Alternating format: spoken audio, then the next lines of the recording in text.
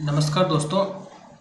आज one note classes में हम पढ़ेंगे कि सेकंड ग्रेड का जो सेकंड पेपर है उसके सिलेबस में कौन कौन से टॉपिक है और उनको कवर करने के लिए कौन कौन से नोट्स और कौन कौन सी जो रेफरेंस बुक है उनको रीड करना चाहिए। जो एसेंशियल चीज़ें होती है, एनसीईआरटीज़ होती है, वो कौन कौन सी और किस किस टॉपिक के लिए पढ़नी होती है, ये हम इस वीडियो में डिस्कशन करते हैं। तो ये देखिए, आरपीएससी का सेकंड पेपर है। इसमें हम बात करते हैं हिस्ट्री का। हिस्ट्री में Indus valley civilisation, town planning, social, religious and economic life, जो ये वाला टॉपिक है वो आप एनसीईआरटी से कवर कर सकते हो। किससे? एनसीईआरटी से। 11th क्लास की हिस्ट्री की एनसीईआरटी। ठीक है। Vedic age, social and religious life, Buddhism, Mauryas, post Maurya, मतलब मौर्य के बाद का जो इतिहास है वो, गुप्तों के काल की जो पॉलिटिकल अचीवमेंट है, ग्रोथ ऑफ आर्ट, जो कला की जो विकास और वृद्धि किस तरीके से हुआ है, लिटरेचर का विकास और साइंस का विकास कैसे हुआ है, भक्ति एंड सूफी मूवमेंट, ये 14th सेंचुरी के आसपास की बात होती है, जब से मुगलों का आगमन होता है। मुगल पीरियड, ये जो सारी चीज़ें बेसिक रूप से मैं बता रहा हूँ, ये आप 11th और 12th की एनसीईआरटी से कवर कर सकते हो। और अगर आप बेसिक्स जानना चाहो इनका, तो आप पढ़ सकते हो 6 to 10 तक की एनसीईआरटीज। ठीक है। हिस्ट्री के जो भी चैप्टर है इसमें, वो आप यहाँ से भी कवर कर सकते हो। इसका पढ़ने का मतलब है कि जो आधारभूत जो इतिहास है, छोटी छोटी बातें, वो आप यहाँ से जान लोगे और अपने ज्ञान में वृद्धि कर लोगे। Shivaji, political and administrative achievements, राजनीतिक और प्रशासनिक जो उनके उपलब्धियां हैं, वो national movement in 19 and 20 century, ये सब एनसीईआरटीज के टॉपिक है। और मुझे नहीं लगता कि आरपीएससी एनसीईआरटी से बाहर पूछेगी। अगर पूछिए तो वो डिफ़िकल्ट लेवल में जाता है, तो वहाँ पे कट ऑफ का जो कंपटीशन होता है वो बहुत कम लोगों के बीच में होता है। रिवॉल्यूशन 1857, उसके कारण, जो क्रांति के कारण उसकी प्रकृति कौन सी थी और उनकी मुख्य घटनाएं क्या क्या थी। Indian national Congress, Indian national Congress early phase, जो हम कहते हैं कि अर्ली फेज कौन सा, 1885 से 1920 के आसपास का। ठीक है, ये क्या होगा, अर्ली फेज होगा। तो इसकी स्टडी भी आप एनसीईआरटी से कर सकते हो, बहुत अच्छा से कवर कर रखा है। हो सके तो आप जो मॉडर्न हिस्ट्री है, कौन सा, जो मॉडर्न हिस्ट्री, मॉडर्न हिस्ट्री वाला जो पार्ट है वो ओल्ड एनसीईआरटी से कवर करें। ओल्ड एनसीईआरटी या फिर आप कर सकते हो 12th की एनसीईआरटी से, जो नई वाली है। ज़्यादा इसमें फैक्ट ज़्यादा है और समझा अच्छे से गए। मास मूवमेंट ऑफ गांधी, इसके बाद में गांधी का इरा आ जाता है। असहयोग आंदोलन, सविनय अवज्ञा आंदोलन और भारत छोड़ो आंदोलन, ये स्पेशल रूप से आपको पढ़ना होता है हिस्ट्री में। रिवॉल्यूशन, क्रांतियाँ कौन कौन सी होती है, क्रांति की जो पहली फेज है 1905 से 1940 के बीच में, सेकंड फेज माना गया 1924 से 30 के बीच का। और national Indian navy association Subhash Chandra Bose, ये सुभाष चंद्र का क्या था, सुभाष चंद्र बोस का एक ऑर्गेनाइजेशन था, आईएनए। ठीक है। Revolution, political revolution in modern world, जैसे हमें इंडिया के बाहर जो चीज़ें घटित हुई इस काल में वो भी पढ़ना, जैसे अमेरिका का जो स्वतंत्रता आंदोलन है, फ्रांस का जो स्वतंत्रता आंदोलन है, और रशियन रिवॉल्यूशन।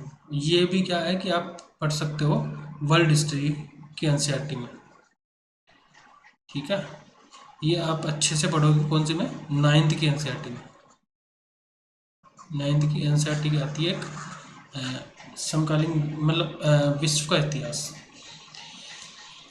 हम आगे पढ़ते हैं ज्योग्राफी। ज्योग्राफी हमें कहाँ से कवर करना है, जो बेसिक्स टॉपिक है ये आप कर सकते हो 11th और 12th की एनसीईआरटी से। ये भी आपको वहाँ से सारे टॉपिक आसानी से कवर हो जाएंगे। Motion of earth, their effect, उसका प्रभाव, अक्षांशीय और देशांतरी, सॉरी, इंटीरियर ऑफ अर्थ, पृथ्वी का आंतरिक भाग, ओरिजिन ऑफ कॉन्टिनेंट मतलब महाद्वीपों का विकास, और ओशंस महासागरों का विकास, अर्थ के भूकंप का विकास, वोल्केनो ज्वालामुखी का, और सुनामी का विकास। ये सब इसके अंदर आता है। इंटीरियर ऑफ द अर्थ में एटमॉस्फेयर का जो वातावरण है उसका कंपोज संगठन कैसा हुआ, इंसोलेशन कैसे हुआ, प्रेशर बेल्ट कैसे बनती है, पवनें कैसे चलती है, और वर्षा कैसे होती है। ठीक है, इंसोलेशन का मतलब होता है ताप, जो सूर्य की जो किरणें आती है उसको क्या कहते हैं, इंसोलेशन। ओशन की जो धाराएं होती है, जवार बाटे और कोरल रीफ।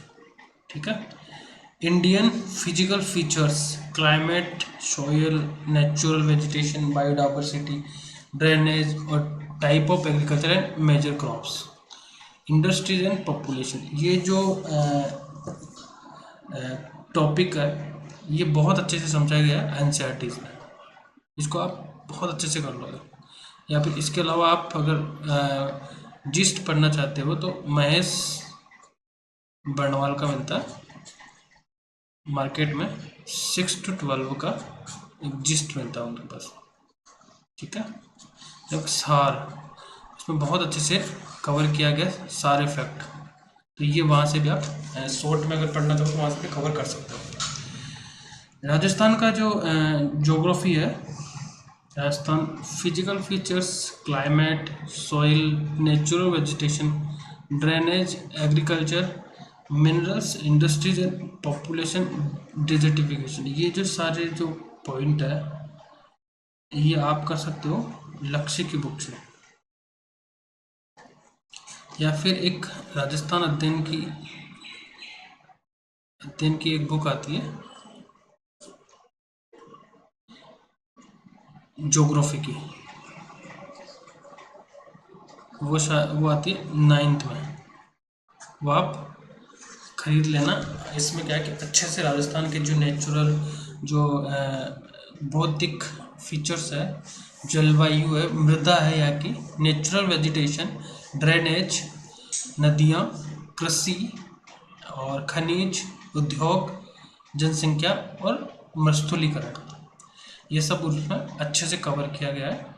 इकोनॉमिक्स को हम कहाँ से पढ़ेंगे और क्या क्या टॉपिक है, ये जो नेशनल इनकम है, कंजप्शन है, consumption function, inflation, basics concept of demand supply, elasticity, consumer equilibrium, measures of central tendency, arithmetic mean, median, mode, concept of deficit and budget, measures of money of supply, credit creation and method of credit control, गरीबी, बेरोजगारी, मानव विकास, सतत विकास और green accounting नीति आएगी। ये जो topic है ये ज़्यादा डिफ़िकल्ट तो नहीं है, इनको या तो मैं अपनी क्लास से जो वन नोट क्लास है वहाँ सारे टॉपिकों को मैं एक सेपरेट कवर कर लूँगा, मैं इनको अच्छे से कवर करवा दूँगा, आपका एक भी क्वेश्चन नहीं छूटेगा यहाँ से। या फिर अगर आप तैयार करना चाहो तो आप ये भी एनसीईआरटी से कवर कर सकते हो, ज़्यादा डिफ़िकल्ट नहीं है। और अगर आप इसका यहाँ से कोचिंग क्लासों से करना चाहते हो तो मैं इस एक एक टॉपिक को आरपीएससी के सेकंड ग्रेड के पेपर के अकॉर्डिंग आपको समझा सकता हूँ, और इससे रिलेटेड जो भी क्वेश्चन है वो भी मैं आपको करवा सकता हूँ। तो ये जो चीज़ें हैं, इकोनॉमिक्स वाली क्लास है वो मैं लूँगा। पॉलिटिकल साइंस, पॉलिटिकल साइंस में जो आता है traditional and modern perspective political science, उसके जो मीनिंग है, अर्थ, प्रकृति है, क्षेत्र और क्या क्या उपागम और अप्रोचेज है उनके, ठीक है। Fundamental concept of political science, जो उसके आधारभूत जो सिद्धांत है राजनीति विज्ञान के, वो पढ़ेंगे, जिसमें आता है स्टेट, सोवरेनिटी मतलब संप्रभुता, राइट्स का मतलब अधिकार, लिबर्टी का मतलब स्वतंत्रता, इक्वलिटी समानता, न्याय, शक्ति और प्राधिकार और वैधता, ये सारी जो टॉपिक है हम पढ़ेंगे।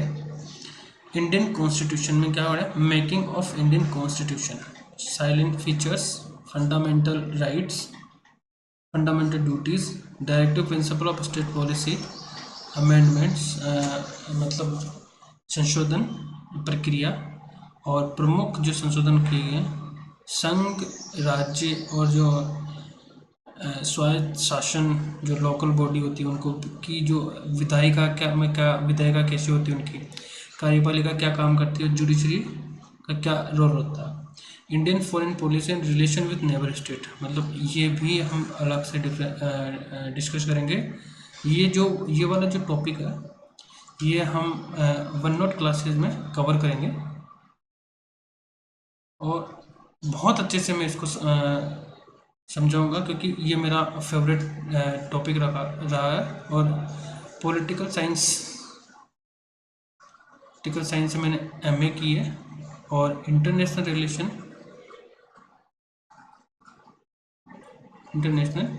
रिलेशन से भी मैंने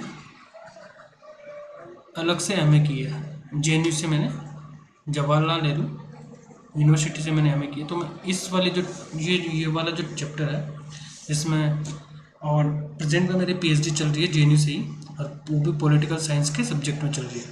तो ये जो पॉलिटिकल साइंस का जो जितना भी जो चैप्टर है मैं विस्तार से आपके सामने ला के पेश करूँगा, और कोशिश करूँगा कि एक छोटी जो डाउट आपका क्लियर हो, और आप क्लास को देख के कॉन्फिडेंस महसूस करें,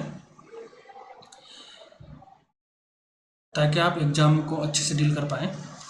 सोशियोलॉजी में 5 पॉइंट दिए गए हैं। इसमें ज़्यादा कुछ बड़ा सिलेबस नहीं है।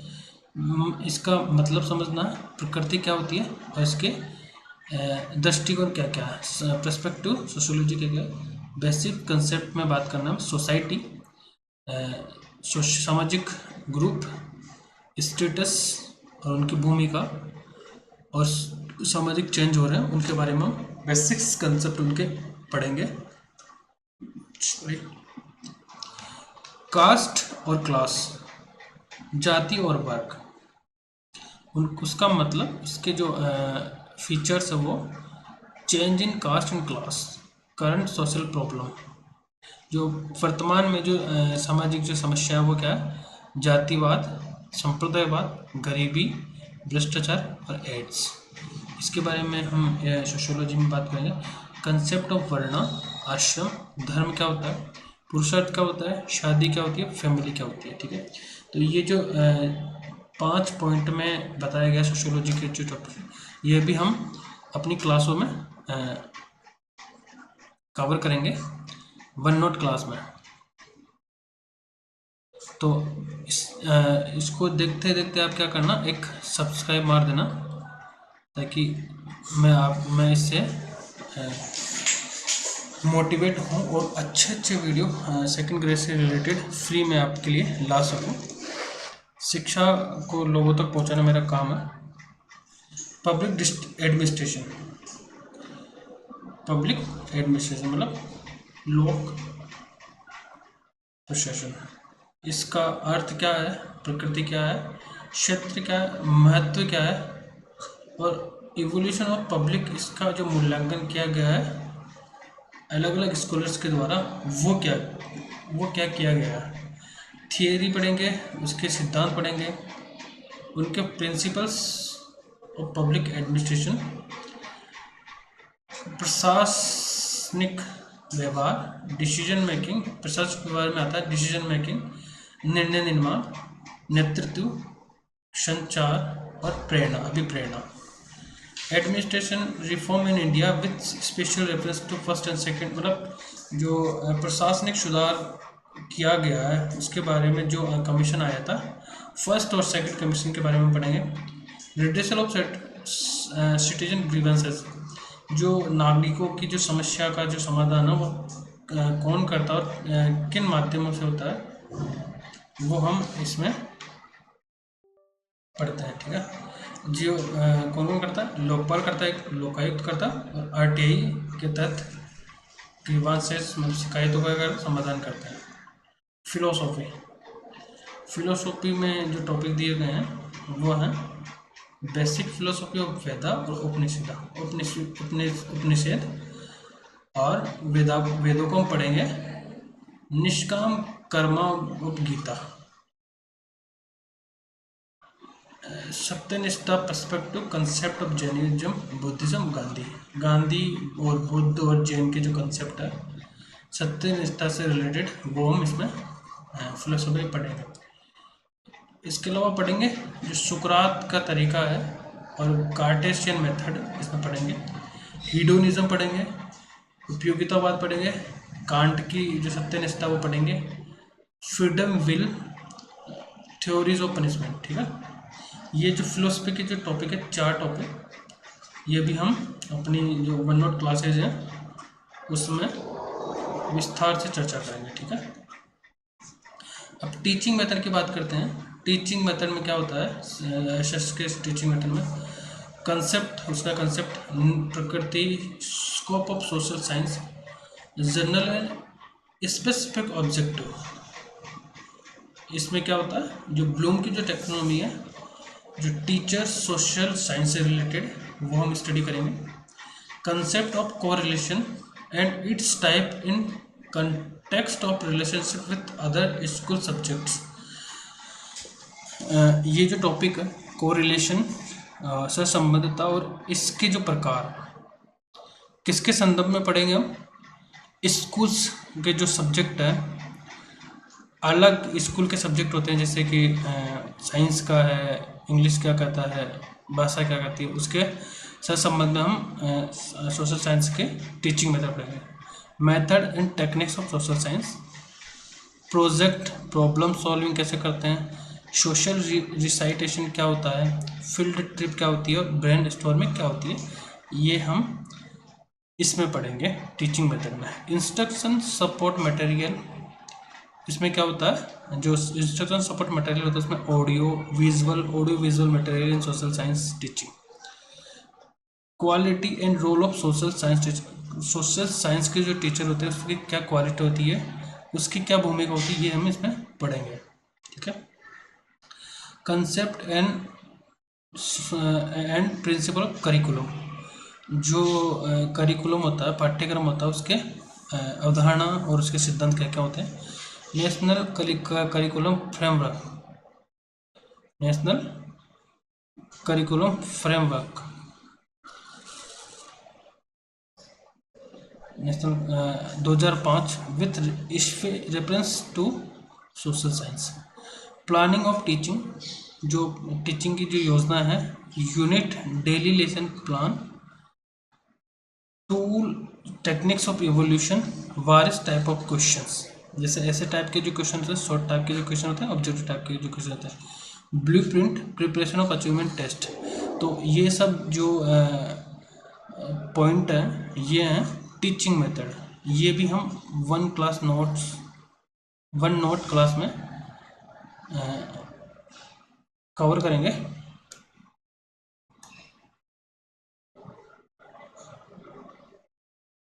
अपनी जो यूट्यूब चैनल है उसकी क्लास में हम कवर करेंगे, ठीक है। और ये सब जो कवर किया जाएगा ये मेरे द्वारा किया जाएगा। ललित कुमार, मैं in political science, M A in international relation, JNU, और अभी चल रही है PhD JNU से ही, ठीक है। तो ये मेरी क्वालिफिकेशन है। तो आप निश्चिंत रहिएगा, मैं आपके इस सिलेबस से रिलेटेड जो भी क्वेरी है उसको सोल्व करने की कोशिश करूँगा, और आपको सेटिस्फाई और एग्ज़ाम को लेकर आप कॉन्फिडेंट फील करें, ये सारी चीज़ें मैं इस क्लास के थ्रू आपके सामने पेश करूँगा। जो पेपर होता है वो 180 मार्क्स और 80 प्लस 40 300 मार्क्स का होगा। हर क्वेश्चन 2 नंबर का होगा, 150 क्वेश्चंस होंगे और माइनस मार्किंग होगी। माइनस मार्किंग कितनी है? 1/3, ठीक है। तो ये सारे जो डिस्कशन है मैंने किया सिलेबस से लेके, तो वीडियो को एंड में जाते जाते आप सब्सक्राइब करिएगा और शेयर भी इसको करिएगा। धन्यवाद दोस्तों।